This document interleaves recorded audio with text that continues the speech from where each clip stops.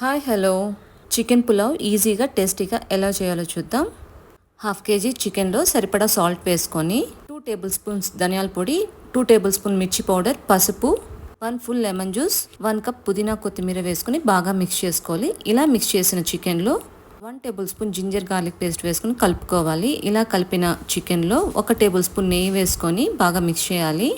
Pan పెట్టుకుని ఆయిల్కి ఈక్వల్గా వేసి మసాలా దినుసులు, కట్ చేసిన ఆనియన్స్ వేసుకుని బాగా బ్రౌన్గా వచ్చిన తర్వాత కట్ చేసిన టొమాటోస్, పచ్చిమిర్చి, అల్లం వెల్లుల్లి పేస్ట్ 1 స్పూన్ వేసుకుని కలుపుకోవాలి. మ్యారినేట్ చేసిన చికెన్ వేసి ఒక 10 మినిట్స్ ఉడికిన తర్వాత 1 కప్ పెరుగు వేసుకుని ముందుగా నానబెట్టుకున్న 1.5 కప్ బాస్మతి రైస్ వేసి రైస్ విరిగిపోకుండా జాగ్రత్తగా కలుపుకోవాలి.